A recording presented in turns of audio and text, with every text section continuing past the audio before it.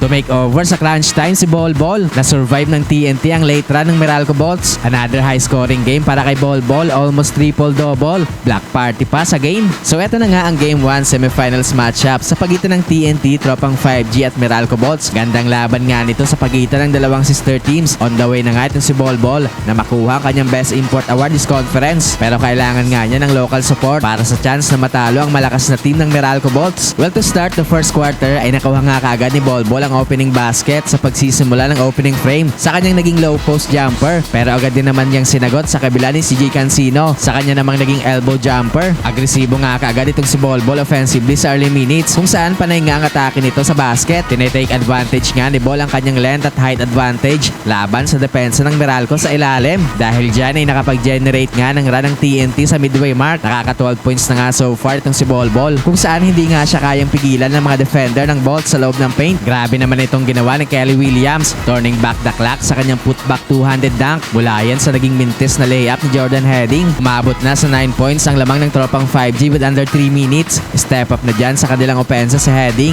na nagkaroon ng 6 straight points. Naging kontrolado nga ng TNT ang game sa late minutes. Gandang galaw pa dito ni Bol Bol sa kanyang pag-drive sa basket. Lamang ng 7 points ang TNT Tropang 5G after ng first frame, 28-21. Second quarter ay patuloy nga ang pag-control this game ng TNT sa first few minutes. Tumuloy-tuloy nga ang kanilang momentum kung saan umabot na nga sa double digit ang kanilang kalamangan sa Meralco Bolts. Gandang defensive play pa dito ang pinakita ni Bol Bol. Binutata ang shot attempt ni Cliff Hodge pero hindi nga dyan naging maganda ang pagkakalanding ni Bol Bol. Na-sprain nga niya dyan ang kanyang left ankle kung saan agad nga itong dumiretso sa kanilang dugout pero buti na lang nga hindi yan naging malala kaya naman nakabalik nga kagad siya sa game after ng ilang minuto. Nagkaroon nga ng run ng Meralco Bolts entering the halfway mark. Galit na nga itong si Coach Shot Reyes sa mga officials kung saan meron nga itong kinocomplain sa kanila. Nagkaroon pa ng big 4-point shot si Bong Quinto para ibaba sa 5 puntos ang kalamangan ng TNT. Palitan nga ng runs ang both teams sa midway mark. Black party na nga this game itong si Bol Bol na nakakaapat na black so far this game. Sa kabila naman nga ay binubuhay ni Chris Newsom at Marvin Jones ang opensa ng Meralco Bolts para pigilan ang mga runs ng TNT.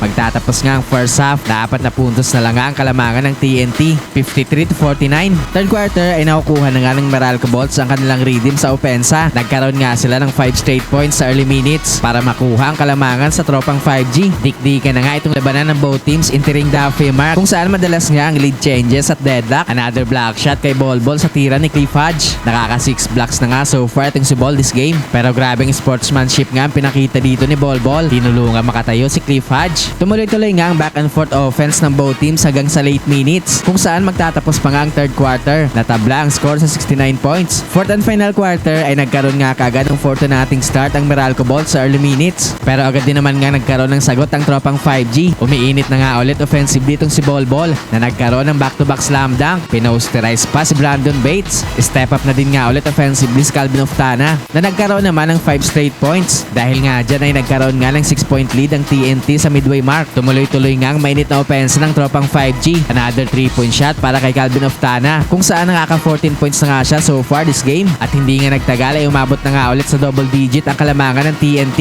matapos ng fast break layup ni Jordan Heading. Nagkaroon naman nga ng counter run ng Meralco Bolts sa late minutes. Baba na lang nga sa 3 puntos ang kalamangan ng TNT matapos ang big 4-point shot ni Bong Quinto. Pero sa kabila naman nga ay biglang to make over sa crunch time itong si Bol Bol. Nagkaroon nga si Bol ng mga clutch layups para ma-maintain ng TNT ang kanilang kalamangan at para ma-secure nila ang panalo sa Game 1.